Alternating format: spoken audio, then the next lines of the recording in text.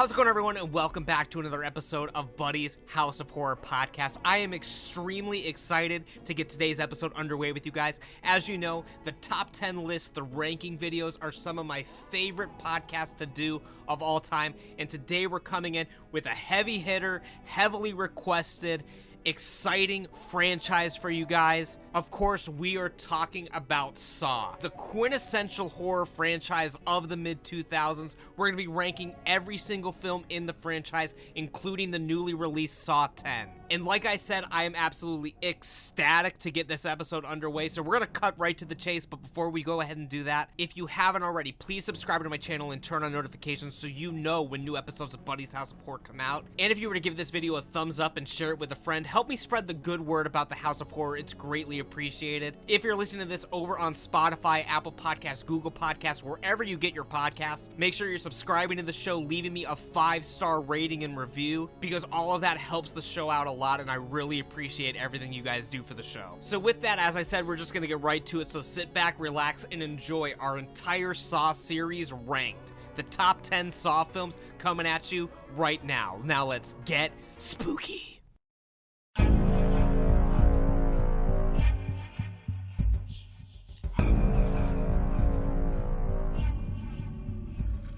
Alright, boys and ghouls, welcome back to another episode of Buddy's House of Horror podcast. Very highly anticipated episode for you guys today, so I had to get the myth, the legend, the incredible friend, Midnight Miles, back on the show. What's going on, my man? Man, what an introduction. God, I don't even know what to say after that. We're here. It's, and this isn't some kayfabe bullshit. It is actually October. I was gonna say, this is the first time we've done one of these big episodes, and we're like, oh yeah, it's a great October, the leaves are falling, and it's true. It's actually true. Actually true, because you know we love to talk about Northeast Ohio weather on this podcast. The leaves are actually changing randomly. It's the first year in a few years where we've actually had some leaves that look like fall to go into October. It's insane. It really is, honestly. It's great. I feel like the seasons are actually in line this year. Like, it was hot when it was supposed to be hot. It's turning into fall now, so I'm hoping we kind of keep this trajectory going. It's always unpredictable.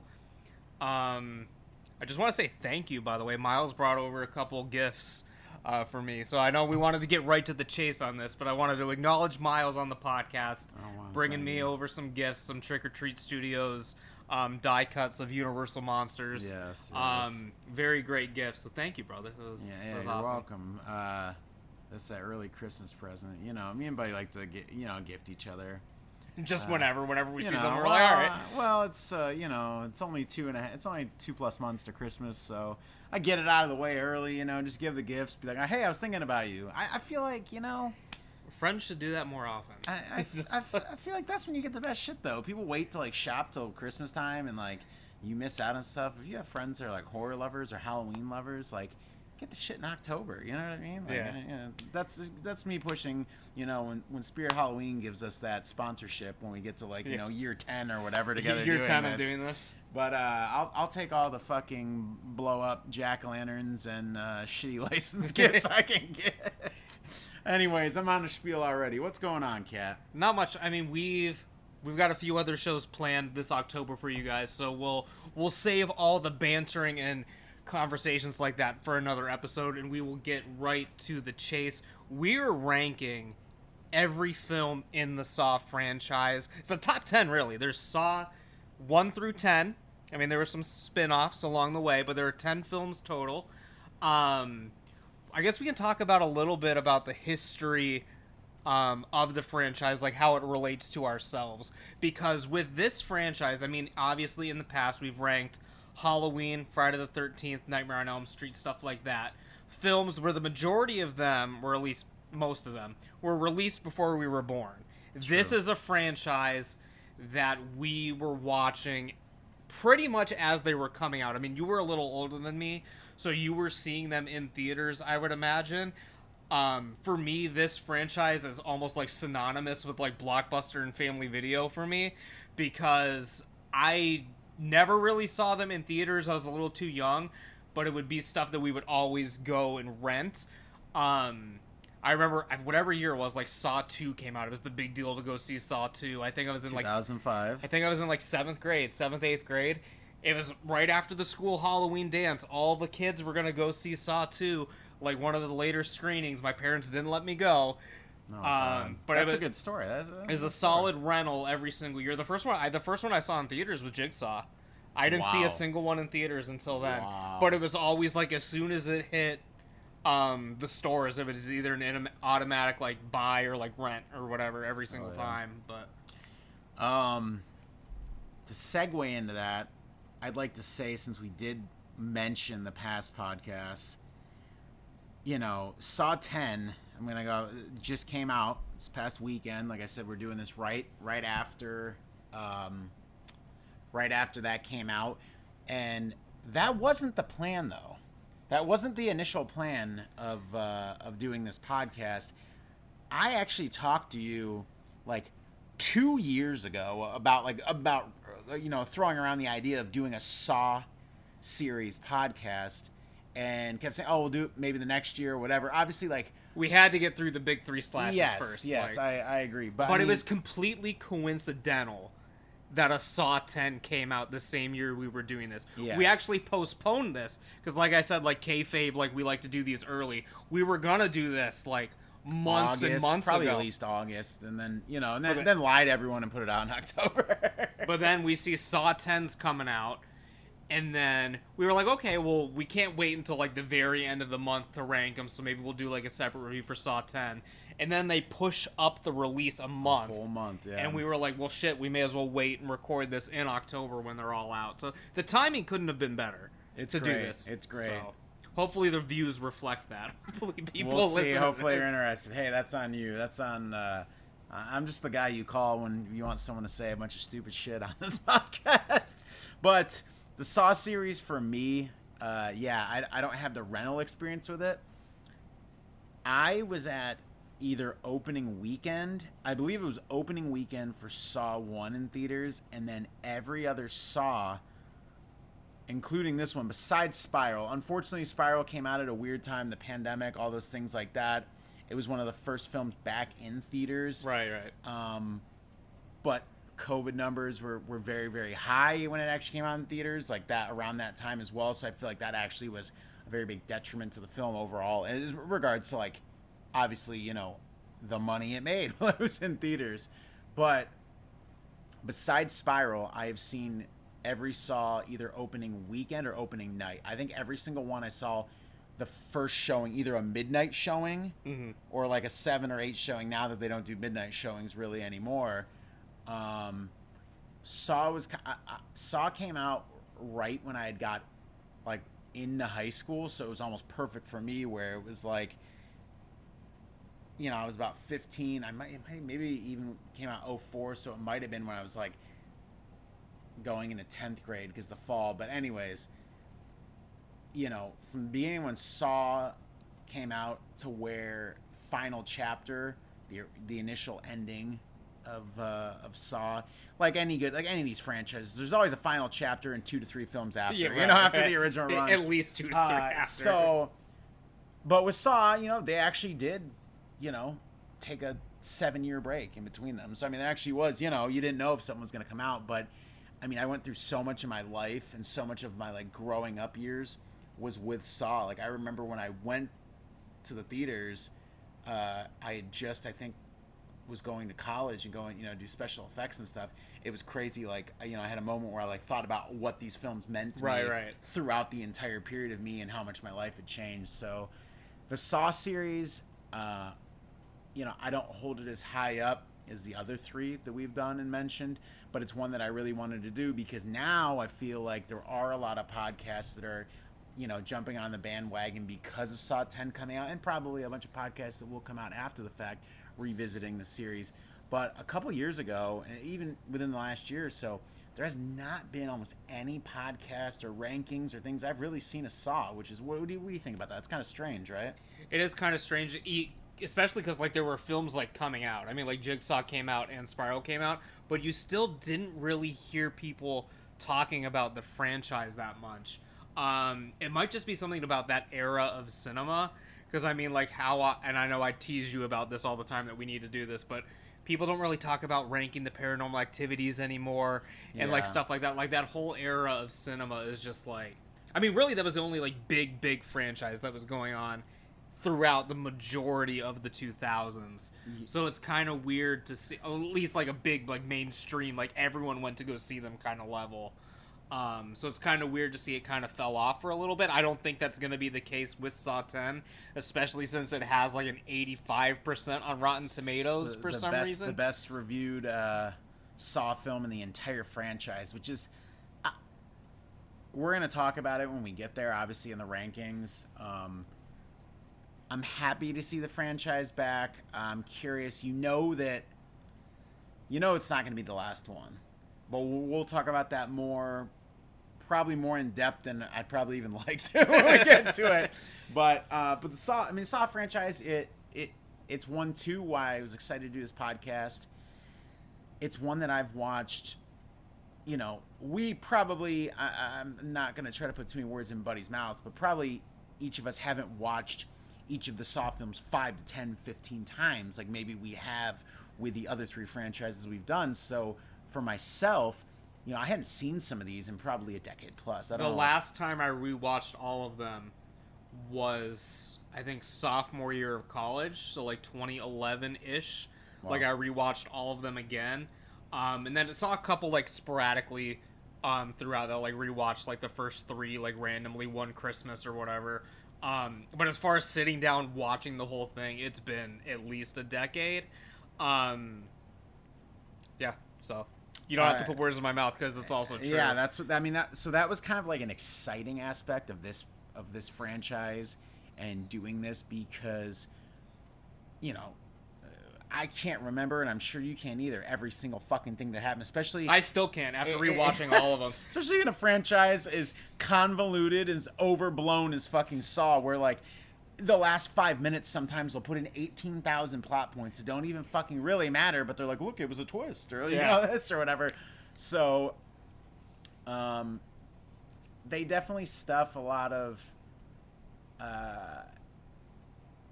interesting things in some of these films. So, which we'll talk about some of them, but I mean, overall, this series is very nostalgic for me. As I said, we were watching them like as they came out. After rewatching the whole thing, because the whole big deal at the time, it's torture porn, it's so violent, blah, blah, blah, blah. I'm sitting there and, like, I guess I'm kind of, like, blown away by how tame a lot of it was looking back. I mean, now, I fully recognize that I am desensitized. Like, I watched one of these films the same night I watched Cocaine Bear, and the gore in that may have been a little bit more insane than this. But, I mean, we have Terrifier 2, we have, like, all these things, so, like, I was blown away. I mean, I guess time periods are different, but, like, how much flack they actually got at the time. The thing with Saw, when the original Saw came out, it was just like with Texas Chainsaw Massacre. I'll use that to relate. It was the perception that there was a lot of on-screen violence, but they weren't actually watching it. But they weren't. Or also the violence is what stuck with you. I mean, I guess with any horror film, something maybe it does, but sometimes you'll have some films, the story's better, or this or that. But like, Texas Chainsaw Massacre. If you look at the runtime, how many minutes are actually spent on people being killed, or there's an almost complete lack of blood in that entire film besides one squirt. Saw, most of it is them trying to figure out the trap, the main, which, mind you, we have it in the background, a nice 3D recreation. It's the Unreal Engine Saw ambiance, if anyone wants to throw that on their television in the background while they're listening to this podcast, because that's how we're recording it. So, but I mean, you think about it, even the traps, do the, because there's not as many individual traps in the first one. What is there, maybe 10 minutes of gore? Not even like straight gore in the first film, in a 90-some It's another one. It's another one of those franchises where I think I talked about this with Friday the 13th. a lot of the tropes and the things people talk about is actually from the second film. Yeah. Like, the first film is very different than the rest of the franchise. So... Another one of your... I'm not going to have too much of a tangent because I do want to get into the ranking stuff. But another one that came years later, one of your favorites, I know, we talked about in this podcast, The Human Centipede. The Human Centipede film, the first one's really not that bad in regards to, I mean, I'm saying, like... it's competently made. The gore and it's more implications you don't see as much as everyone made it out to be. And then the second one... So that's number 2. The second one, I know. And then the second one...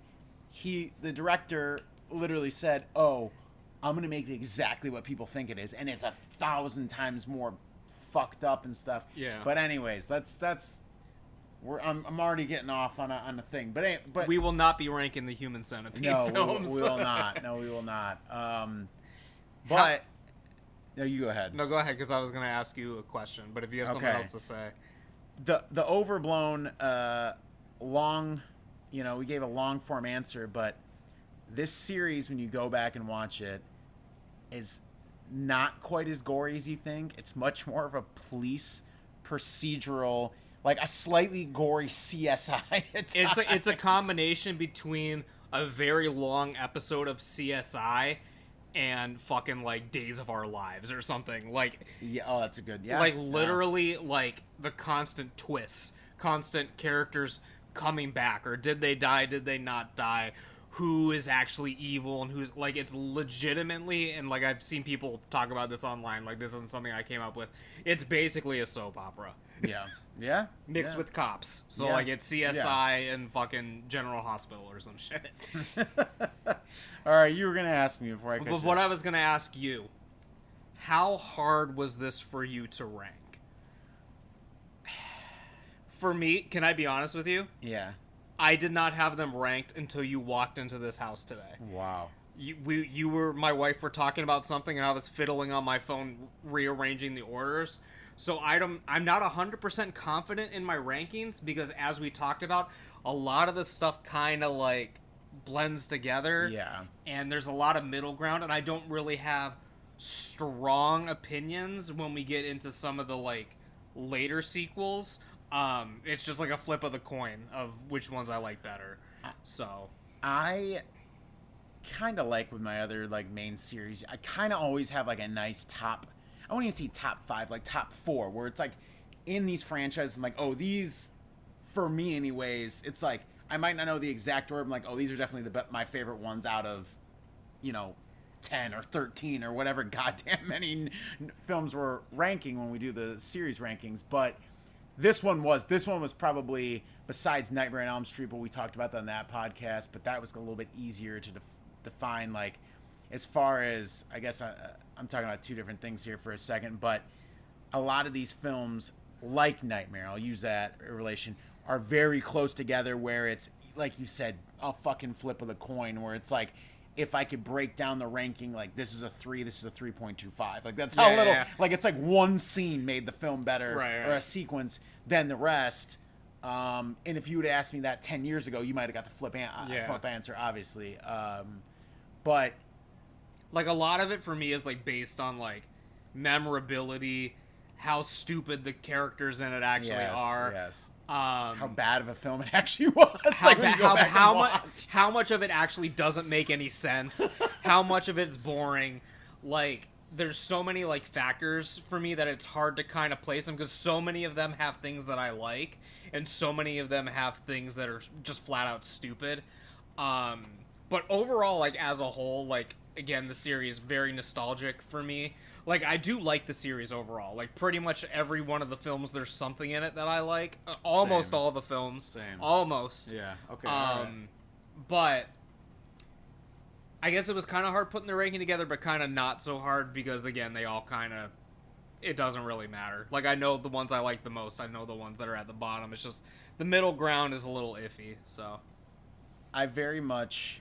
kind of as like a last thing before we get into this, because we do have a lot to talk about tonight. I'm thankful that we're doing this. That wasn't exactly what I was going to say a minute ago, but that just came to my head. But it was really good to go back and watch this series that I watched quite a bit in my youth and have those like fond, opening weekend memories for me, especially like, because for most of them, I actually went with, multiple people. So it was like a good, like what people say, like, their golden years of having groups of friends together and going to theater and doing things like this really was my franchise for that. I do think that this franchise probably, I'm sure people would say this about the 80s, but I feel like the other franchises we've done are a little more timeless in certain ways, regardless of like what they look. Saw is a product of its time. Yeah, 100,000%. It is so 2000s that it's not even funny. When we talk about Miles's big thing with me is I talk about these color palettes. The 2000s color palette is Saw. Like, Saw defined the horror genre of this entire decade.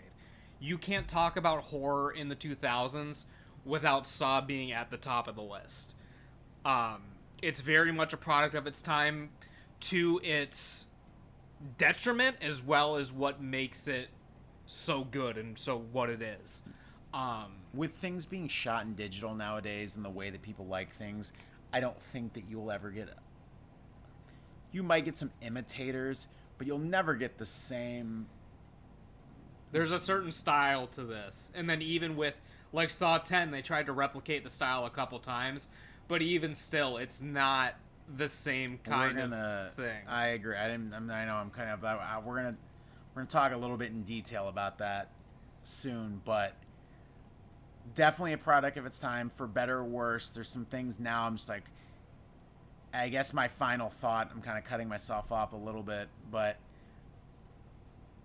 these films, most of them would probably never be made today. So it would probably, in regards to some of the things they said, they did, the way the characters acted, right, towards each other, the way the scripts were written, I just don't think it's something I don't think it'll ever be revisited the way that it was made, where I would say some people have captured the 70s and 80s to a degree, the bullet points of those in films nowadays.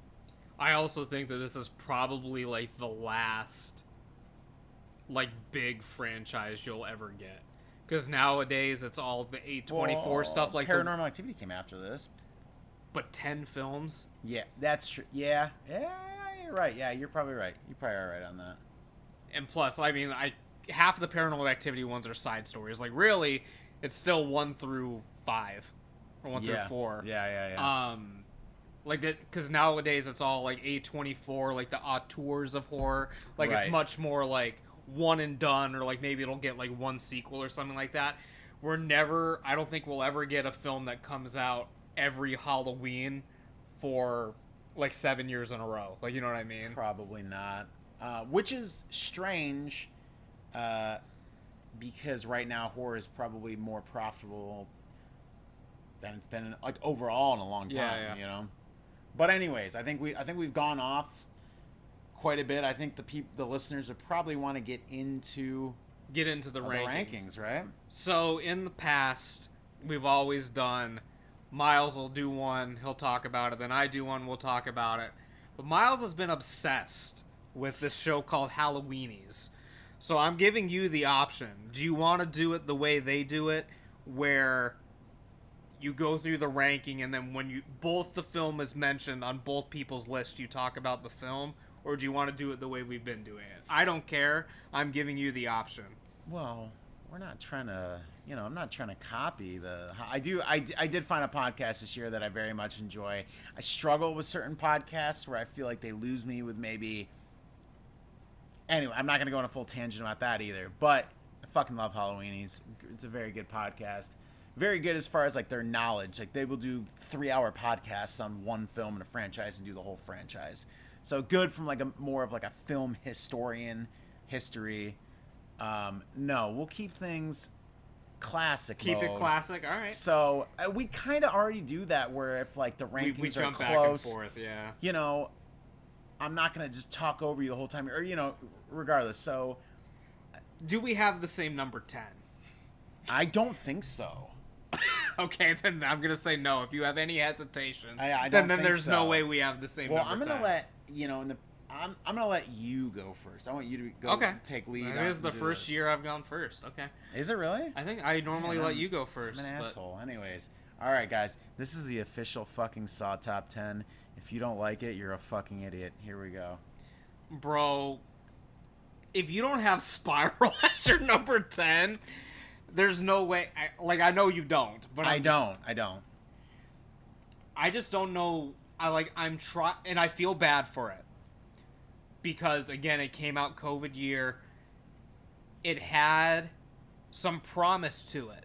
This is the first Saw film that had, I don't want to say, A-list, but, big actors Samuel at the Jackson's helm. in it. That's fucking... You got Chris Rock. You got Samuel L. The biggest problem for me, I guess, in the film, it's leaning so hard into the police procedural. Probably more so than any other film in the franchise. And just how disconnected it is from the rest of the franchise. It's basically a side story. It is the book, quote unquote, the book of Saw. You could have called Saw 10 Saw 9. Yeah. This one really has not much to do with pretty much anything. I'll keep my bitching to a minimum because, again, this is a timed thing. But there's very few things in this film that I like. The Ben Shapiro cop. I mean, we're spoiling the films. The new Jigsaw. He's fucking stupid. But you could pretty much... I'd like to say I just saw Spiral for the first time 3 weeks ago. I saw it because I didn't get the chance to see it in theaters. The only one I didn't see in theaters. So it's a little bit more fresh in my memory. And then obviously I've watched all the other ones, recently. Yeah. Anyways, I'll let you go. Never mind, you go. Again, I mean, we can talk about it more in depth when you're talking about the things that you liked about it. I think it's just so unmemorable. The only thing that really sticks out to me as a huge detriment, and I know you agree with this, the Saw voice is terrible. Oh, yeah. It's bad. I'd like to play a game with you, or whatever the fuck he's saying. Yeah. I don't know who that got approved by. I just think it's laughable. Again, it's very there's very few things about it I can say that I truly enjoyed. Let me pull up my notes here because I did take brief notes. Throughout all of these. I also took notes, handwritten notes, mind you, during all of these films. So I do have a compliment about it. I do like that it looks more like a traditional Saw movie as opposed... And I took these notes before Saw X came out because I watched this a few months ago. It looks and feels more like a traditional Saw movie than Jigsaw did. I can agree with Jigsaw that. felt and we'll talk about it a little bit when we get to it, but Jigsaw feels too polished. Yeah. I feel like this one did kind of get... at least with the filmmaking, camera angle, stuff like that, it was much more gritty than the modern... Well, look who the director was. It was the same guy that did... Darren Lynn Bousman, or Bozeman, or however you say his name. He did 2, 3, and 4. Right. So, I think obviously what they were getting at is they're all right, let's get people that made the films, back in there, directors and stuff. I will say, if you look at the Saw overall, just, a little bit of a tangent start... The Saw franchise, all of the directors in the franchise, besides the directors that did Jigsaw, even though they were big Lionsgate directors, everyone else worked on every Saw movie. film in some regard, whether it was editing, whether it was assistant directing, whether it was whatever. So production designers getting promoted to directors. It was all it was a tight-knit group. So, for example, the guy that directed Saw 10... directed 6 and 7, but he was the editor on, I think, every single Saw film, including Spiral. So, I mean, they know... I'll give the whole series credit that, just to start that, they kept it for, continuity, for look, for things like that, even though the directors might have changed a bit. Tonally, it was pretty damn close for most of the films, maybe minus Jigsaw. But anyways, we'll talk about that later. I also like at the One of the guys is like dressed like Kolchak, so that was like a cool reference. I don't know if that was intentional or not. Yeah. But yeah, I don't have too much to say about it. Yeah, I watched it a few months ago, so it's not super fresh in my mind. But again, just the disconnectedness from the rest of it, it's hard to put it among the same ranks as some of the ones that are more tight-knit together, I guess. All right. Well, for me, my number 10 is Saw 5. Well, we can talk about it at the same time, because that's my number 9. Okay, so, there we go. okay. There we go. All right, I'm going to pull up my notes. Saw 5, for me,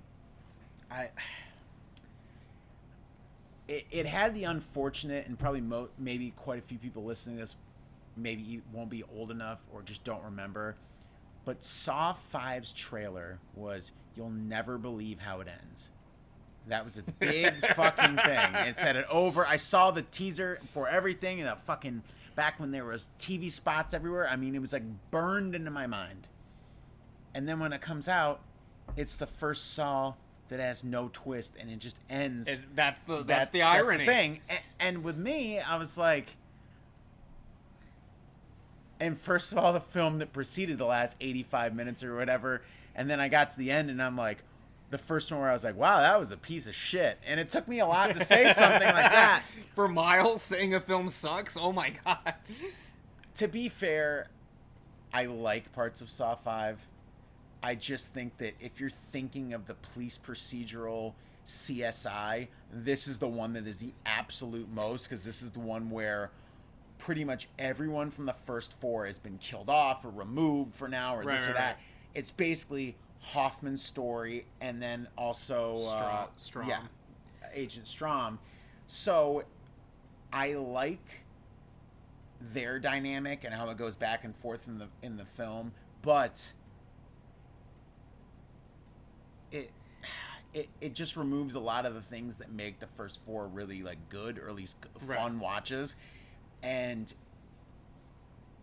the 2 on mine that are on the lowest on the list are the 2 that have the most cop stuff. It doesn't give you what you want. And then especially with this one, right? So out of the group of people, this one probably has like the dumbest characters within the traps. Yes. I would think. And it's the big twist at the end or whatever, that they could have just worked together all along and they all would have been fine. Literally, you're watching the film and it gets to like the second like escape room that they're in or whatever, when they have to go into like the little openings in the wall because everything in the room is going to explode. Right. And literally the audience is sitting there looking at these fucking holes in the wall. It's like, you can fit multiple people in these fucking holes. Right. But the characters can't put that together. Like, it's just like laughably stupid how bad the character, like how terrible decisions they make in this. Like, there's obviously suspension of disbelief in any Saw film, but like with this one, like I'm blown away how some of these characters didn't put 2 and 2 together. It's like blown away. So the one thing that I have to bring up, the first thing in my notes, everything you said is correct, by the way, obviously. The opening titles, like the titles, opening credits, look like they were made on a fucking PlayStation 1, and that is being generous. I can't believe at this point, Lionsgate, who now is 4 sequels before this, grossed over $100 million so far with Saw. I remember sitting there in the rewatch, a few months ago, and I'm just like, oh my god, like they're actually like blurred, blown out graphics and all this stuff, and it's just, I know that's really nitpicky, but it's so jarring, and I thought it was so funny how the one that I regarded as the worst that I had seen whatever. I was just like, wow, this is just telling right off the bat that it just looks like absolute shit.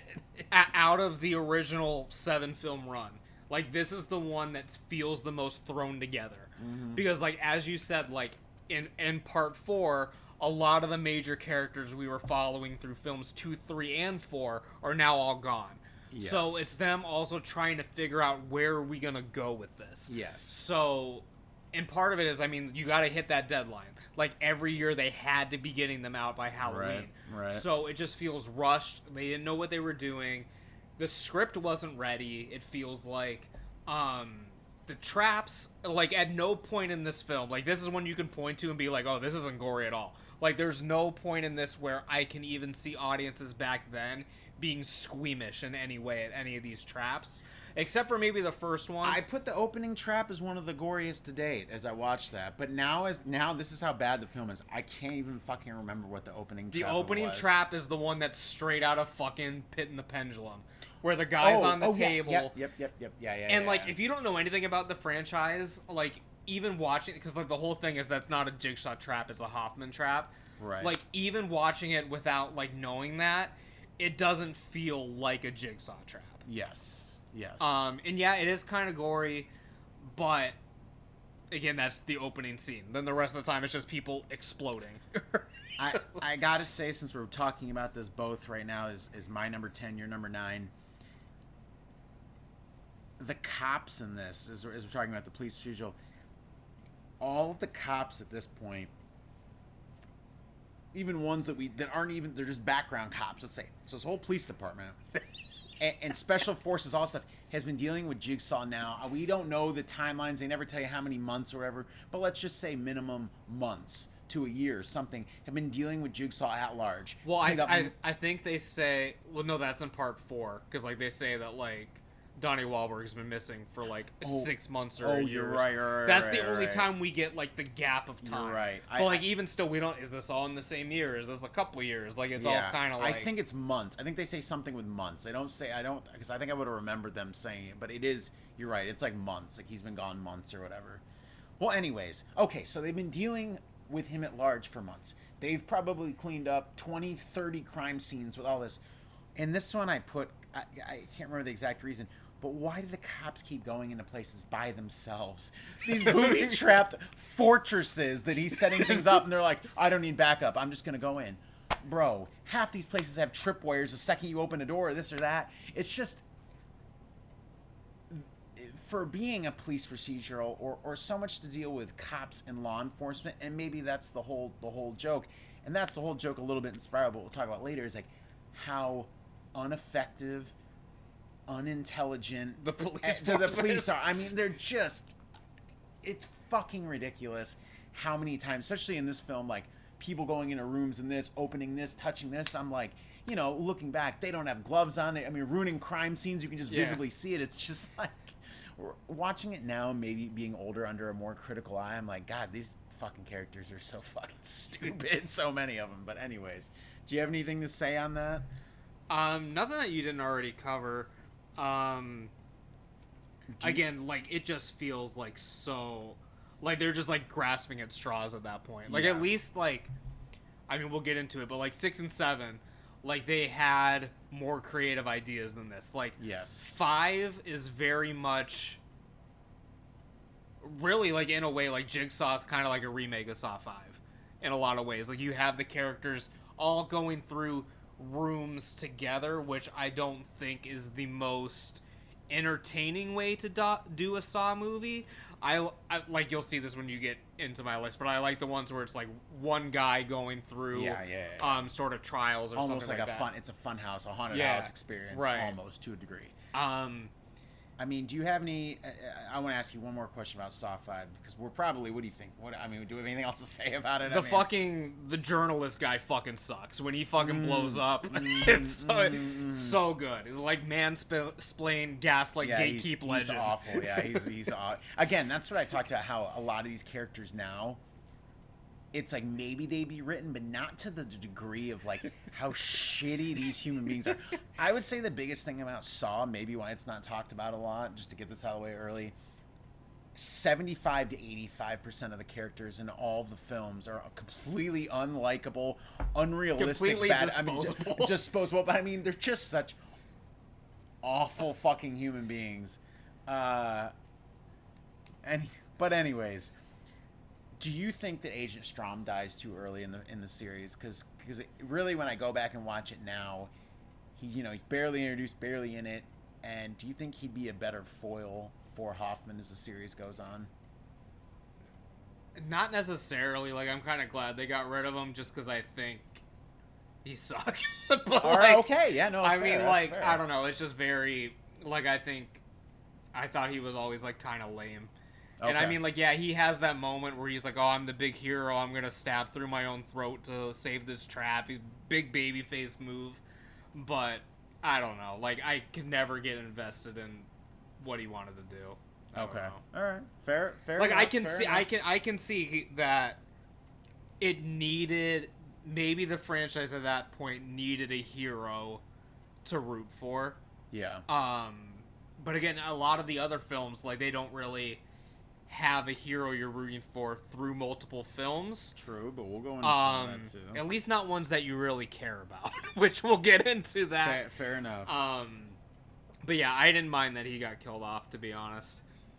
All right. Well, somehow we're only still. I'm just getting to my number 9 now. Yeah. So we've talked quite a bit about Saw 5. All right. My number 9, as I flip through my massive notebook here, you know. Oh, one thing. Okay, so we did Saw 5. So a fun little thing that I've decided that we're gonna do this year. Because you know, I feel like now that Scream 6 has acknowledged Letterboxd, I feel like Letterboxd is at peak film nerd shit, yeah. right? Do you want to briefly explain to the listeners if they don't have Letterboxd? So if you don't have Letterboxd, you need to get one. It's basically an app where you can keep track of everything that you watch, and you can rate it, you can leave reviews, you can make lists, stuff like that. But basically, what I use it for is just a diary of everything that I've watched. And of course you can backlog stuff, like I've backlogged like some films. But basically every film that I watch is just a reflex. As soon as the credits are up, to just pull out your phone and like put it on your Letterboxd like right away. It's essential. I use it. I mean not all the time because I don't watch a film every single day, but every time I watch a film, like guaranteed it's up on my Letterboxd. Well, there you go. So I'm gonna go get a beverage while you do this. All right, Letterboxd. We're talking about Saw 5. I need to go get a beer. Yeah, there you go. Saw 5. Well, Saw in general, it came up with my idea that I'm going to take a screenshot, 1 or 2 screenshots from my favorite Letterboxd reviews of Saw 5, because like anything else with social media, it can be pretty fucking funny sometimes, you know, through all the bullshit. So, Buddy's getting a beverage. Midnight Mocha's here with us, by the way, in this little segue. He is asleep right next to us. Midnight Mocha is still alive, and he will, as Buddy almost crushed his face, he just woke up. But anyways, so when we do each film, we do at least 1 to 2 reviews, read them verbatim for fans, because I think it's pretty funny. Yeah. You know, I think it is. But, so my favorite one that I saw for Saw 5, a person goes, the only reason I can tell Hoffman and Strom apart is because Hoffman has the juiciest fucking lips I've ever seen on a white man. 3 stars. Hoffman has some pretty big lips, so fair enough. Fair enough, yeah. I got a good chuckle out. These are ones that I have chuckled in my own personal time too. But also that's putting... Oh wait, do I have another one? That's putting the kibosh on Saw 5. Wait, let's see. Oh, here's a couple more Saw 5 ones. Why couldn't Strom and Hoffman just kiss? 5 stars. Everyone in the Saw franchise is dumb as hell and has a dump truck ass. 3 stars. This movie is about a detective figuring out the plots between Saw 3 and 4. Half star. I mean, they're not wrong. Sorry, that one made me... I'm still laughing. I mean, fair. All right. Well, anyways, that's something we're doing this year to kind of tie in with like modern stuff of film and pop culture. But I mean, that just gave me, reading that again, quite the laugh. So anyways, we'll see if this works or not. What do you think of this idea so far? I mean, it's pretty If good, you got right? some good ones, yeah. I think I got some. You good read ones. one before we started recording. I can't remember what it is right now, but we were laughing about it. Oh, the person just goes, "This happened to my friend once," and I don't know. I mean, just, you know, shit like that. I mean, it's just, you know, it's good. It's good. I kudos to you guys on Letterboxd for keeping me entertained sometimes. But all right, if we didn't lose everyone after that huge, after we just talked about Saw 5 for at least 7 minutes, my number 9. You know, I should have these up top. I got all these fucking notes. You know. Which I think I know exactly what it is, but you keep up thinking. All right.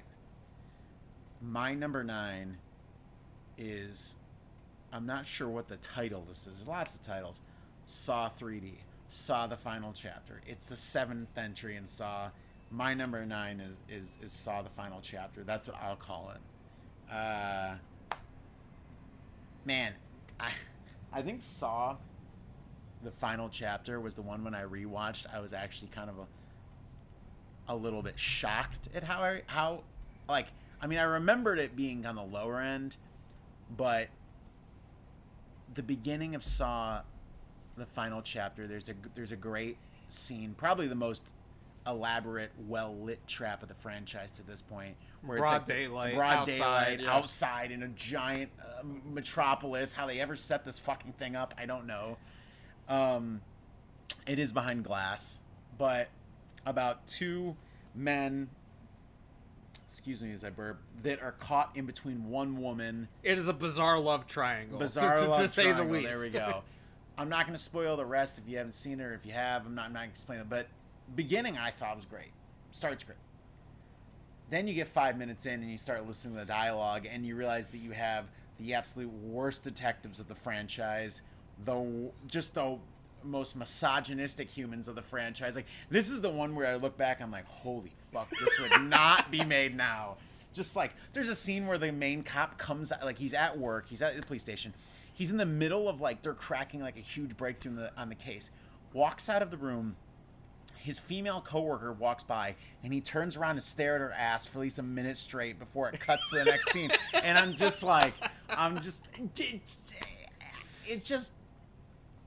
the series just, for me, just hit such a low. Like, I'm watching this at home, I'm like, the first 5 to 10 minutes, great. I'm sucked in. Feels like a different film, honestly, from what's about to come right after. The middle hour, holy fuck, it's bad. Like, just the dialogue, I'm watching this, I'm like, it's just I'm just like, can I even justify giving this 2.5 stars? It's just bad. But then, like Saw tends to do, it shines through the last 15 to 20 minutes where it's wrapping up every fucking goddamn loose end it can think of, shit that's not even in this film. It's great. So there's a great half hour somewhere in Saw the Final Chapter, and then there's a bunch of completely unwinnable traps, horrible fucking dialogue, horrible fucking characters. There's a part where the detectives get machine gunned away by a turret that was just so happened to be set up in a room. Like, this is where the franchise just, it's so over the top that it's great, but you can also tell that it just needed to end for a while because it lost any resemblance really of like what it was when it started, and I would say the groundwork of what Jigsaw was trying to do, what he was claiming to try to do to help these people. Like, there is absolutely none of that in Saw the Final Chapter at all. I mean, it's just, I don't know where you have it. I do have some notes on it, but I think maybe we'll talk about that more when it comes to your ranking. I say you can save it if you want for mine, but you're gonna have to wait a little bit. Oh, wow. It's not coming up for a little while. I will say, I said great opening trap, and I put bros before hoes trap. Yeah. So exactly it. But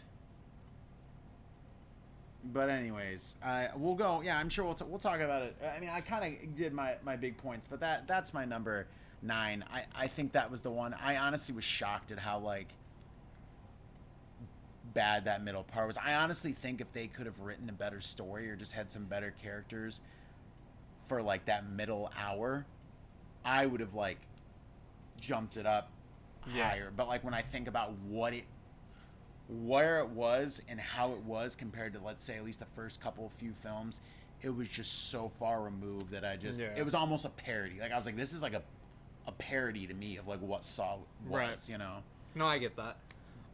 So 7 and 8 were kind of a toss-up for me. Okay. And even still, it could flip. It was kind of, since we've been doing this, I've retyped them a couple times. Okay. With 7 and 8, I don't know which one I want to do at 8, but I'm thinking I'm gonna go with just based on rewatchability, Your 9 was my 9 was 5. Okay, so yeah, so you're at Spiral and 5. Okay, all right, go ahead. And I don't know if this is controversial to say for number 8. Because based on which one of these I would pop in and rewatch, it's tough because I can acknowledge... Okay, so the one I will save for 7, I can acknowledge it is a better film, even though I might not want to rewatch it as much as I'm going to do for number 8. For number 8, I'll put Jigsaw. Okay. For number 8. Right. A lot of the reasons I already laid out. It seems too polished. Part of the reason I don't like it as much is because it is so similar to Saw 5 with the group of people trying to get together. Even the first trap is like almost essentially the same trap. Like they're all in the chains. There's just an insane amount of plot holes in the film for it to be essentially like a soft reboot. Like for a self-contained film. Like obviously there's a lot of like plot holes and shit that doesn't make sense. Like in 2 through 7 where like you're jumping back and forth and they're doing 2 minutes more of a flashback that we saw in another film. But like out of the self-contained like Saw films, like there's so much shit in there that just doesn't add up to me. I know you have things to say. I have you can some go ahead. things. I'm gonna. I will say the things for me in this, and I'm gonna talk about. Maybe I won't. I'm gonna talk about maybe a little more Halo Cells goes compared to when I rank it. I will say that this though kind of does get back a little bit to like where it needs to be in regards to the characters, because I just rewatched. Obviously I did these in order, so that I just watched this 2 films ago. The group itself is a lot more likable than the past like 3 films before that. In regards to like the main protagonists and stuff like this.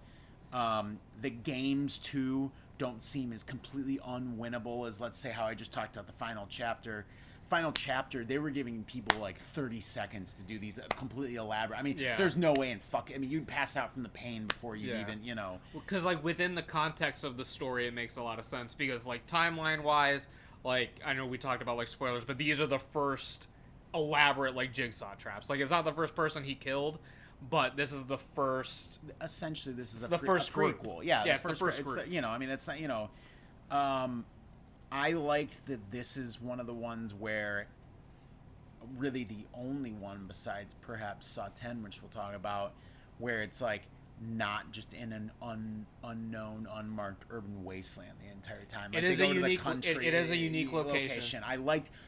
It was just nice to see something slightly different at this point. It's some utilization, because in all honesty, how many fucking completely abandoned giant warehouses can you rig in a city? I mean, like it makes more sense that someone would have a fucking crazy barn property that's miles away from anything that could be fitted. I mean, there's a great line about Cleveland when the main coroner, he's a coroner. Yeah, he's right? a coroner. Is talking to the other main cop, and it talks about how his assistant was offered a job to go to Cleveland. And the cop thinks something. He says like, "Oh, why didn't you take it?" He's like, "Would you want to move to Cleveland?" And then it cuts right to another scene, and I thought that was pretty fucking funny. Those are some things. I like they try to hide certain aspects about like the timeline where it is in that, because they kind of try to throw you off till the end that if it is a prequel or when it takes place. I think the super fan character of the woman is like very on like brand with the time of like obviously the internet's a much bigger thing in this decade, stuff like that. It's kind of a similar if you haven't seen them, it's kind of a similar concept with Scream 6. I almost feel like Scream 6 may have took a little bit of inspiration out of it, where it's like the super fan who has, in this case it's all the Jigsaw traps, but there it's all the props from the Stab movies or whatever. I like the directors who did this. It's a brother duo. I always butcher their names. It's like Sprig Brothers. They did something we talked about in another podcast. Their first film was Undead. They did Daybreakers with Ethan Hawke, that vampire film that I thought was great. They did Winchester for Lionsgate. They've done now like four or five films of Lionsgate, so it made sense for Lionsgate to hire them and keep them in house. I like them as directors. I think they have a good style, and they all their films for the most part are like, I would like story, like they're very capable directors. Basically, is what I'm saying. Does it necessarily work in the Saw series? No, because like you said, it does clean things up. But you have to think part of that is too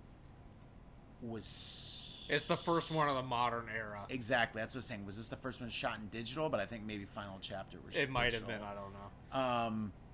But anyways, I know It does have, for better or worse, one of the most memorable kills in the entire franchise with the lasers when the dude's face gets obliterated. Yes, it's a great kill. I like that. For better or worse. Yes. But I don't have as much to say about it.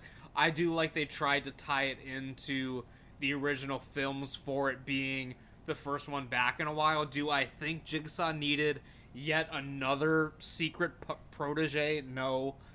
And then he never comes back in any of the newer ones either, so I don't really know what's going on with that. But like very middle of the road Saw film. Like I think it was a serviceable movie for what it is. The first one I saw in theaters, so I was stoked about it. We reviewed it when it came out a few years ago. Jared and Ricky and myself reviewed it. Can you believe that film's actually 6 years old? Yeah. Yeah, it's crazy. It's crazy. Anything else?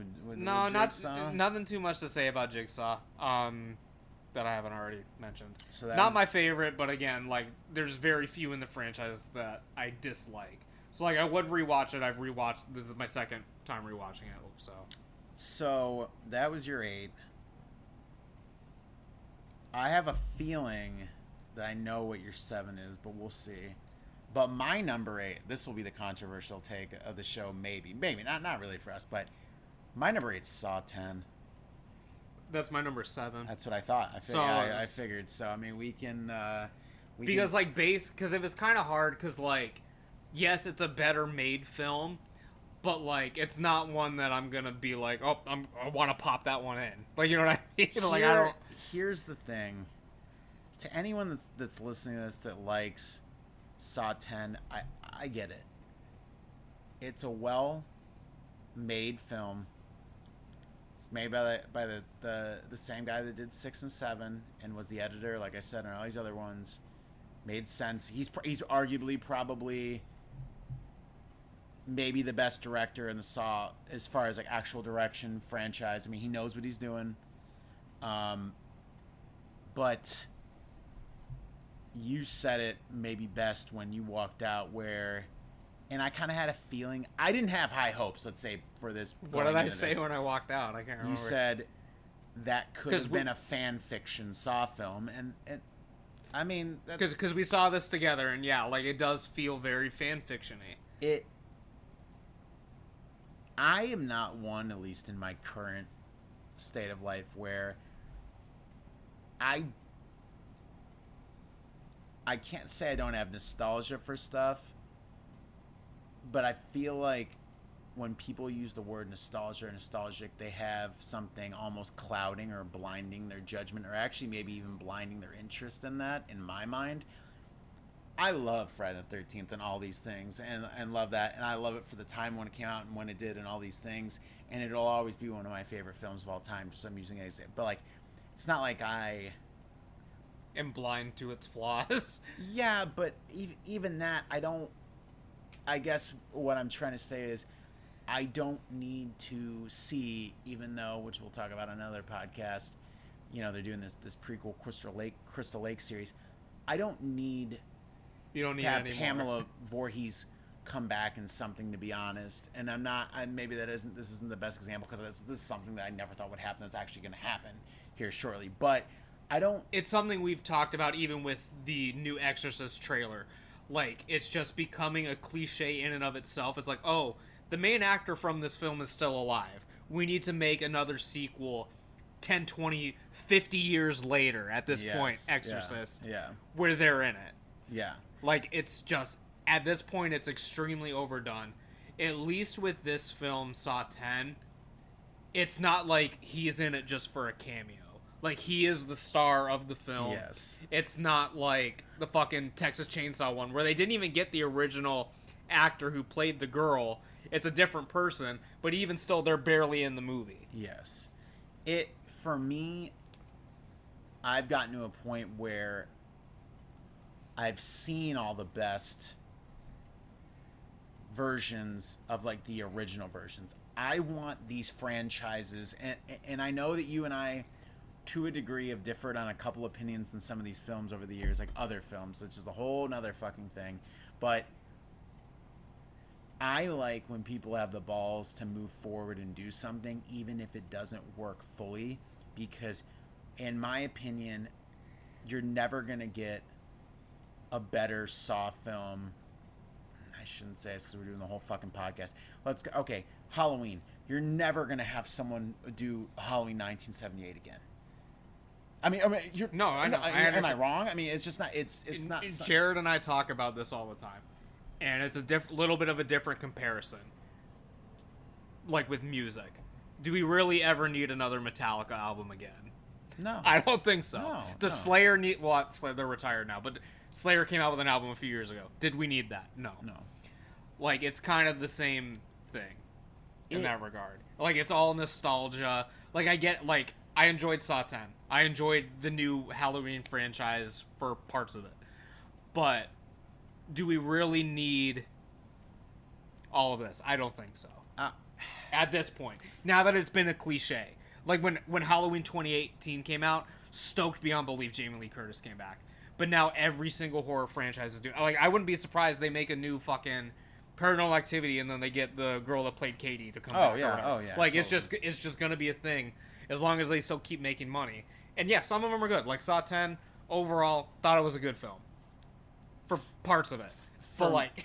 For me, and I guess this is something I read earlier today too, so I thought that, before I go on a little tangent, I'll do a mini tangent, I thought this took place between 2 and 3.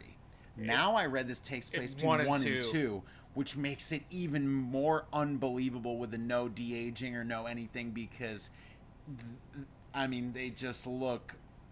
They look old. Yeah, I mean, but... I mean, I get it. It's legitimately 20 years later. Yes, I get it too, but I was just like, oh, really? It's that? Like, you know what I mean? But for me, this one's hard because when I really sat and thought about it later, this one is the one that's completely different, even from the ones that didn't have Jigsaw in it, because Jigsaw and Amanda... So, I mean, if you're listening to the podcast, spoilers for Saw 10. I mean, if you didn't, if you want to wait... Amanda's in the trailer. If you want to wait from here on out and don't, whatever, but we're going to talk about Saw 10 because it has been released. It's all over the internet. Reviews if you are haven't everywhere. seen it by this point and you haven't, and you're watching this far, it's on you. Yeah. So Amanda and Jigsaw are in this one, and they're in it a lot. For better or worse. For me, I never was a huge fan of Amanda. I thought she was a great utility player and a great catalyst for what would become, the apprentices or the followers, things like. But I don't and never have liked her enough as a character, especially the way she was written in Saw 3. So I see a lot of people online have nostalgia for her and stuff like that. I don't really have a lot of love for her character. I just don't think her character was that great. It was a means to an end. But to have her, in 60% of this film and on screen a lot talking and like the little things, there were so many moments where it was just them talking in a room about having little things and stuff that was just like, it was just there to have them on the screen.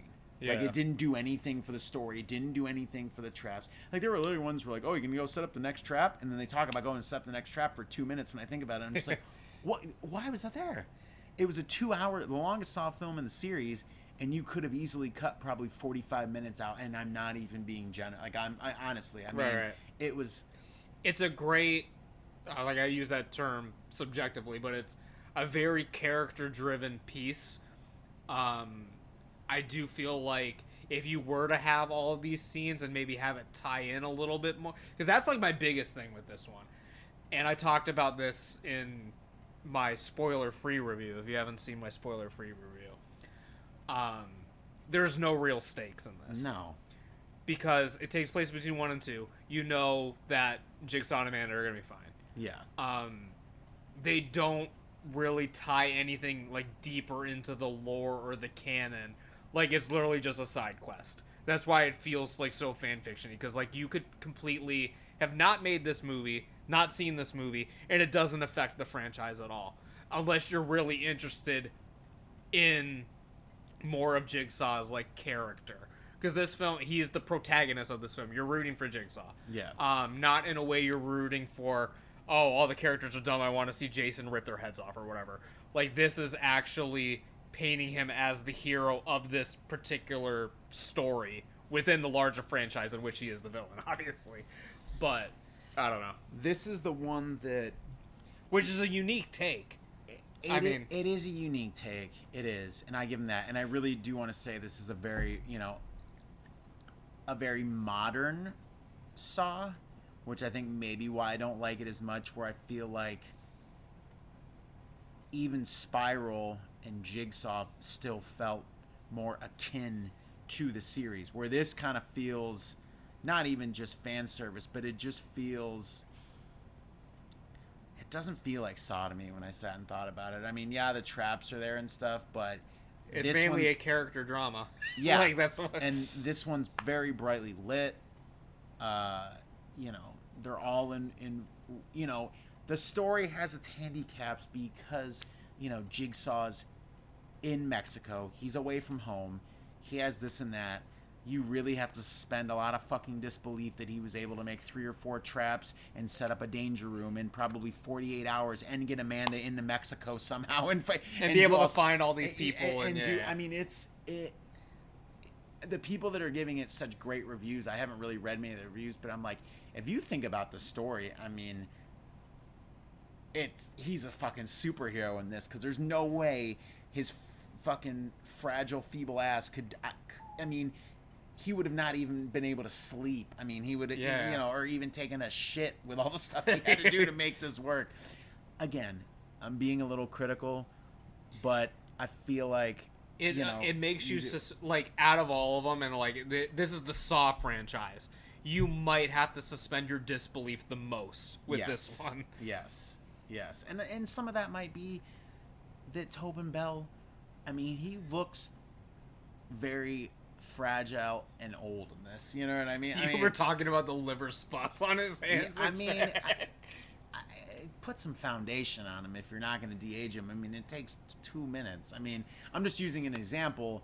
For me, I didn't need this film. I want to see, for nostalgia purposes, and because I'll watch anything in any series that I like. Of course I want to see a Saw film, but it just didn't do a lot for me. It's hollow. It was like, I don't know. It didn't feel like Saw to me. I mean, yeah, it had the traps and stuff, but besides that, it just, I never thought that I want there to be like fucking seizure-inducing edits and shitty dialogue. It just made me be like, oh wow, I really do want those things in my version of Saw, because that is like, that's the character of Saw. That's the spirit of Saw. Yeah. I do like that he was the focus. Like, if it had just been, he shows up at the beginning or the end, and then you're following like a no-name person or whatever, and you're like, oh, this is what we've been waiting. Like, at least in its fan service, it is giving the fans what they would want, I guess. I'll give it. I've said before, like, to people about this that I've talked to, I'm like, I could see why people really like it. I'm a little oversaturated with these kind of stories in the past 5 years. Like, it's not pulling on my heartstrings, honestly. So that's just my piece on it. I still think if you're a fan of the series, you should go see it, complete the story. But that's pretty much, I mean, what I got to say on it. That's my 8, your 7. So now you're 7. So now my 7. I won't let it rise any higher. I don't want to scare you over there. My number 7 is Spiral, actually. You were scaring me for a minute.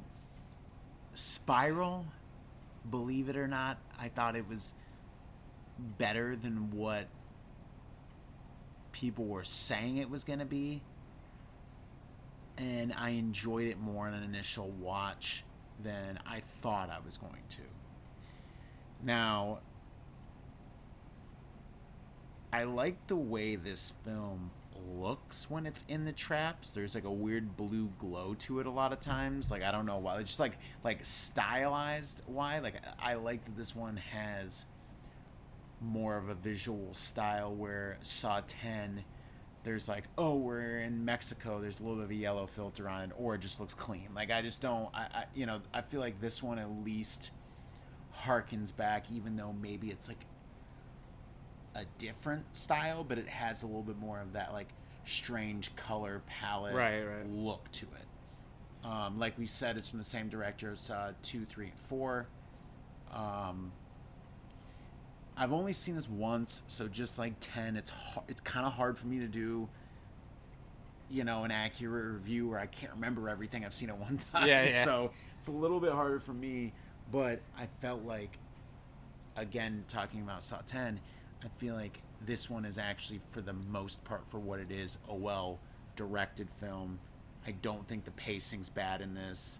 There's a lot of things I like. Maybe if I understand what you're saying, maybe it wasn't as memorable for you, things like that. Completely I do feel bad like picking on it at times, because like it's no secret, like the reason why they wanted to fucking do this is because Chris Rock is a big fan of the franchise, so it was kind of like a passion project for him. And like you can tell there was like, it's not like there wasn't effort put behind it. There was obviously like a lot of heart put behind it. So it just kind of sucks it didn't turn out as good as it could have been, because like when it was first announced, like I was actually like hyped for it. Yeah, I was this could be like great. So it was kind of like disappointing for me actually to have it like so low on my list. But I mean, I have to be like honest about it. Like I didn't really like it, but I think that honestly, even though I know the whole story with the passion project stuff, I honestly think that Chris Rock hurts this film in a lot of times. No, I mean, honestly, because there's a lot of scenes where his acting varies, where he's like very believable in one scene, and then in the next scene he looks like he could be reading off, like the director could be holding a piece of paper with his lines off camera and he's reading it. Like, I have a feeling like a lot of it, like I don't want to say like improv, but like the big thing was like he hired like writers to do all the Saw stuff, and then he's basically like, don't write me any jokes, I'm gonna do all the comedy.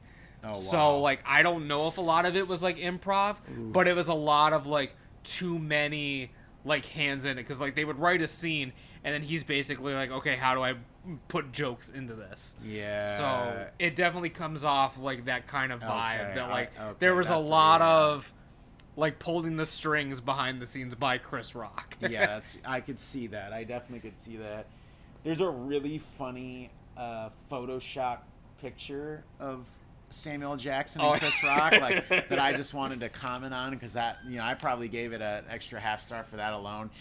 The thing about this is I liked, like you, it might have been too much police procedural stuff like that, but I actually like crime. I know you do too. I like crime flicks. I like things when it's like done right, where because a lot of this was going after corrupt cops, right? This like one it made had, the most sense that it was gonna be a police procedural, unlike 5, where it's like, bro, like there's really no message behind it.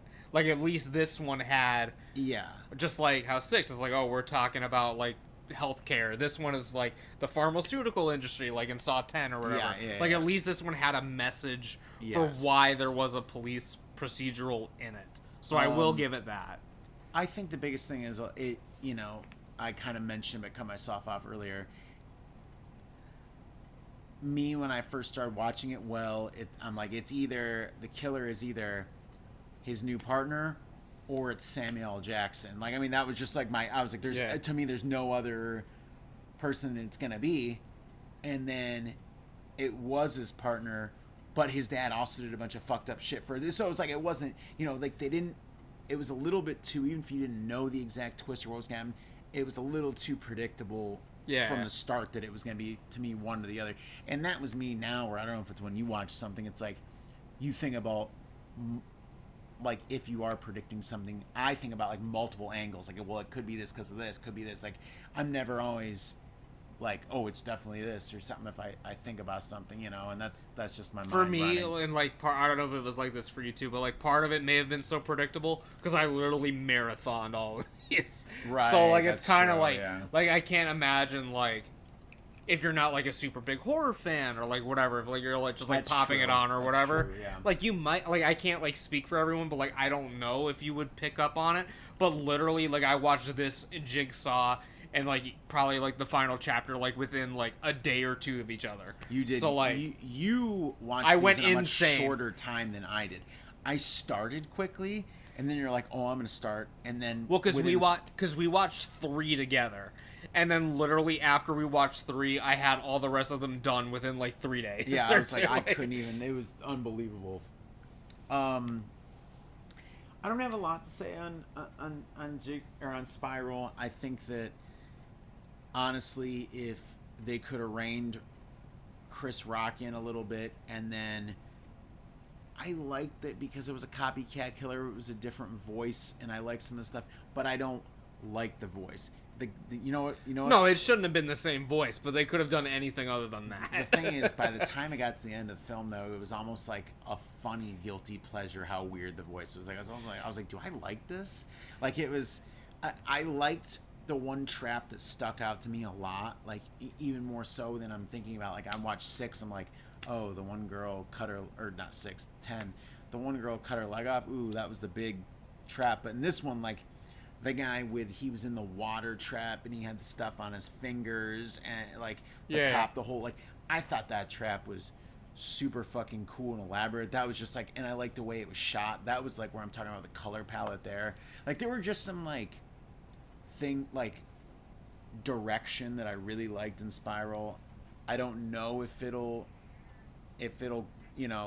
not saying it'll grow on me more than it has, but I think that unfortunately it had the ability to be a next level Saw film, and there were just a few things hindering it.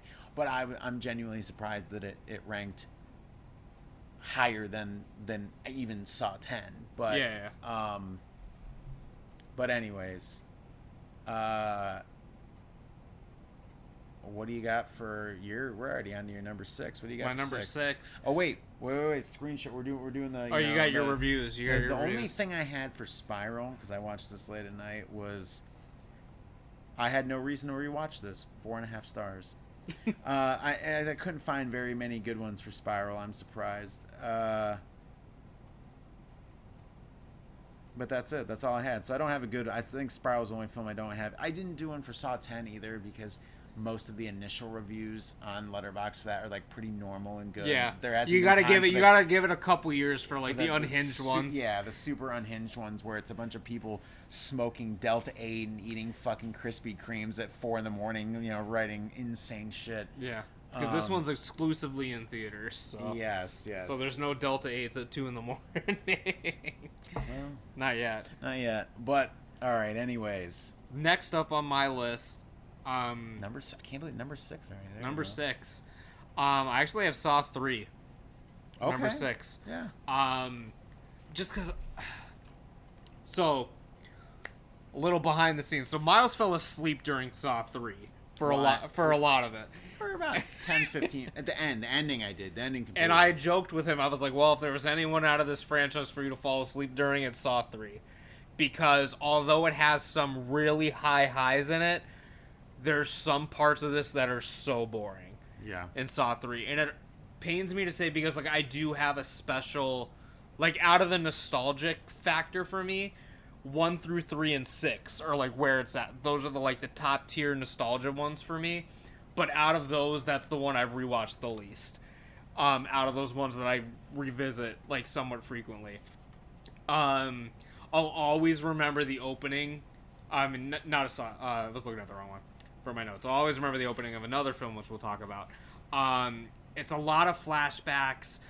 This is the first one where we see a lot of the Amanda traps in it. Yes, Some of which are unwinnable, which is like a big like plot point in the film. We do see some very good kills in this one. Like this one has the one where I forget her name, but it's the one detective lady where she gets her ribs pulled off. Yes, there's a good variety. I feel like the variety of traps in this one was very strong compared to obviously the first two. There's much more variety. This is the first one also where it's the one character kind of going through little trials, right. Which I like. It sucks in this one because normally the person going through these trials is like a terrible person. It's like, oh, this guy is mourning the death of his son. So that's kind of not my favorite thing about it. I also don't think he's the most like entertaining out of the people being put through the trials. He's kind of just like a grieving drunk father, you know what I mean? He's just kind of bumbling around, just doing whatever. Some of the kills in this are like lackluster. Like a lot of people like the ice one, which was never really one of my favorites. Of course, there's the big trap where it's like the guy who's at the bottom of the fucking giant tub and he's getting the pigs thrown on him, which I thought it's just like nasty. Like it's not like lame or like it's just kind of like stupid. This is the one where the guy gets his the other guy's almost like in like a cross position and he gets his like his legs and arms twisted around. Right? So that's the rack. So that's like the best kill out of this is when the guy is like in the chains and is like bending his limbs until eventually it like twists his head around or whatever. Yes. I like all the stuff with Jigsaw. This is the one where I feel like a lot of your distaste for Amanda comes from Saw 3. No, it does. I like the way that it does tie into the series later on once you get more into like the Hoffman stuff. Yes. Again, I think personally, I think this was too early to kill Jigsaw. Agreed. I feel like after this, that's when the series started like scrambling, like what are we gonna do? The biggest thing for me is just a lot of it is just so boring. It suffers the same thing for me. How Saw 10, where they just have so much that they could cut. I mean, just such a large amount of footage and stuff that they could cut. And it does pain me to say that too, that this is Saw 3, but like you said, I fell asleep. You know what I mean? I think I might even fall asleep when I try to rewatch it again. It just this is the first one where they're putting a heavy emphasis on the characters, which I also think that you need to do. Especially it's weird that I say this because I really do like very heavy character driven or just enough attention to detail with characters in film. That's why I struggle so much with actually films from the 2000s era.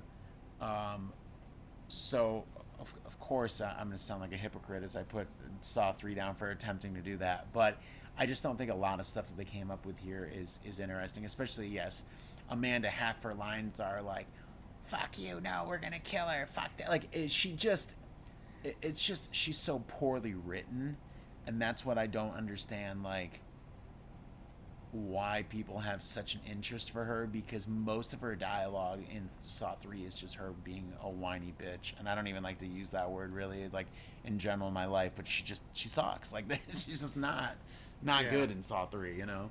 And, like, I do have a lot of nostalgia for Saw 3, but a lot of the things I like about Saw 3, like, as a film, is stuff that doesn't get revealed until, like, later on. Like, when you actually see what the note was supposed to be, and how you see that 3 and 4 were taking place at the same time, and stuff like that. Saw, this is maybe a little off of analogy, but Saw 3, you know, like you said, the films later make you appreciate Saw 3 more, especially 4, which we'll get into. But for me, it's just like, we just talked about the franchise earlier, Paranormal Activity. Paranormal Activity 2 makes you appreciate 1 a lot more, because what they were doing and how they build the story together, but then you go back. Again, it's probably not a secret that I'm not a huge fan of the Paranormal Activity series. I think 1 is one of the worst in the series, but that's just me. I know everyone's. I was mind-bogglingly just bored. I couldn't even say the right word there. That's how bored I am with the fucking Paranormal Activity, the first one. Anyways, continue. But I don't have as much to say about Saw 3. I'll wait to say some more stuff like with you when you get to yours, because I don't know exactly what you're gonna say. The only other thing that I have like written down is like there's the kill where it's one of Amanda's traps and it's the guy with all the chains and he gets like ripped apart. Just kind of the way they told that section of the story. Again, it kind of like kills the suspense because it's shown through a flashback like after they already are like in there. Right. So like a lot of it, like sometimes they'll do the flashbacks where it's like, oh, did this person survive or did this person not survive? In this one you literally see the dead body before they show the trap. Right. So there's just some like weird story elements that don't really vibe with me with it.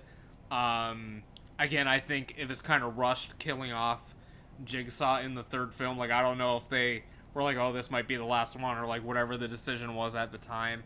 But it's kind of just a weird film overall, because like they were definitely like painting it like it might be towards the end of the franchise, because I mean like they do have some heavy hitting kills in it, but then they also do have some stuff that seemed kind of like rushed. Yeah. So I don't know what behind the scenes was going on. All of them, it's hard because, you know, they were all coming out within a year of each other. So I mean, they could have been legitimately adding shit to the script, like had a finished script, quote unquote, and said, oh, let's add this 10-minute segment, or things like that. You really, it had to be some aspect of the film, if not every aspect, and each one of them had to be rushed to a degree, because they had to hit. I'm sure Lionsgate was like, we need this out October 21st, XX, year, whatever.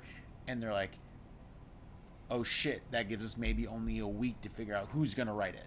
Yeah. It gives you 2 weeks to write it, if that. You know what I mean? It's stuff like that. So it's like, you have to give them, and I know you obviously understand, and you will, but and you have, but some kudos for what really they're able to fucking, especially the first 7 films. It's like commendable. It's commendable that you had one come out every single year for how long. That's what I'm saying is like, I don't think you'll ever get that again. Like every single year or something comes out. Well, even Paranormal Activity had to take a break after a few films, or because it couldn't keep up the pace. I mean, it's insane to try to get. And those are like found footage, like with no budget. Like they're not coming up with like elaborate traps and like all this stuff. And I can't even. You were just talking about that trapped house and After Effect, and part of me is like thinking from an effects standpoint, how much time it makes and how many shots and how many. It might have come down to the effects crew where they're like, we don't know, like, how we can pull this off on screen and make it work, because a lot of thing is, if they don't get that initial with the Saw series, if they don't get that initial shot the way they want it, they might have to have, like, if it rips out an entire part of a body, they're gonna have to have a backup rig. I mean, that's a lot of fucking money. When it comes to, and a lot of time, a lot of effects time. I mean, a whole cruise and stuff, molds, prosthetics, running foam, doing all that. So the more I sit and I'm dwelling on the franchise, the whole thing as we're sitting here, I mean, really is fucking commendable about what the hell they were supposed to get. But that might have been, the After Effect ones might have been just a lack of time and a lack of budget, Yeah. So 3 is your number 6. My number 6 is Jigsaw. Okay. So I like Jigsaw, I guess, obviously a little bit more than you. We kind of talked about it in fairly heavy detail when it was number 8 for you, right? It was number 8 for me, yeah. So I just think it has a lot of the things I like. I mean, I can agree with like your flaws and stuff like that. But I liked going back and rewatching it. It held up for me. I mean, I only get, it only came out a couple years ago. I would hope it holds up. Well, I would say hold up from memory. A lot of this, we're banking, I guess, we'll talk about nostalgia, I'm sure, a bunch throughout this, about, in my varying degrees of definitions of nostalgia, but it's like, you think back, you're like, oh, this was great, and then you go back and watch it, like I said, with 7, and you're like, holy fuck, this is just fucking awful. You know what I mean? And it's like, you hope when you go back to watch some of these, you're like, God, I hope it's, maybe I was just a kid and it really was like really bad and nothing holds up. But I like it. You know, we kind of talked about it in detail earlier. I mean, do you have anything else to say about Jigsaw? I mean, it's kind of just middle of the road, you know? It's very middle of the road. Very reliant on the CG.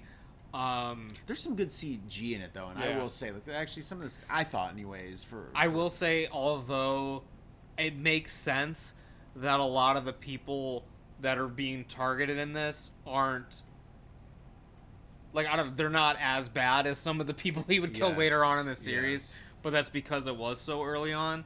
Like, and some of the scenarios are just, like, ridiculous. Like, oh, like, someone died because their purse got stolen and their inhaler was a block away. Like, there's just so much, like, weird, like, circumstantial stuff. And, like, okay, so the one dude who sold the person the motorcycle, I had that in my thing. it just happens to be Jigsaw's nephew. And, like, it just happens to be Jigsaw's neighbor, where it's, like, the whole thing where, like, oh, the guy rolled over on the baby and the baby died. Like, there's just so much, like, weird, like, too coincidental circumstances with this. But you have to think, he had to start somewhere. He did have to start somewhere. That's the flip side. But how many terrible people is this person in immediate contact with? Well, you think if this was the beginning, he's like, well, I'm going to punish those closest to me. I mean, essentially like what he did in Saw 10, where he's like, again, we're deep into the podcast now. So but like, punished all the people for his fake fucking surgery and fucking him over. Which I like, but on the flip side, but anyways, I don't like that to a degree. But this, I mean, you know, I'm gonna target the only thing, the nephew one, if we're really, and I think I put it in my notes, the nephew one. How did he just happen to know in that 1 5-minute interaction that the brake line was like leaking fluid or something, or something? That one is like a really huge suspense. Like, did he have a fucking drone flying over? Like, I better make sure my nephew's okay today when he goes to buy this motorcycle. Like, it's just, I don't know how you would ever figure that out. You know, it's shit like that. I realize this is the one that I didn't get any reviews. Didn't get any reviews. I don't know. I don't have it. Let's see. I'm trying to look. While Miles is scrolling through Letterboxd. Oh, here's a good one. Jigsaw's a stupid, ugly bitch. No review. Just, I know, like, no thing. Here's another. Oh, here we go. Here's the Amanda fans. Bring back Amanda Young, you fucking cowards. 2 stars. What does it say the date of that review? November 13th, 2018. Oh, so it was like when it came out around. Hard. But stuff like that. Not a lot of good. That one's good. A couple of these are good, but a lot of these are actual serious reviews. You know, this motherfucker needs to stop jigsawing already. Okay, fair. Stop jigsawing. Well, anyways, that was you know, as we're getting through this, I'm wondering if the Letterboxd thing was a good idea, but we're gonna stick to the plan. You already committed to the bit. Committed. I mean, I think it's funny, but I wonder how well it'll come off on a podcast. You, the fans, will have to let us know. You'll have to let us know. But we're midway through the list.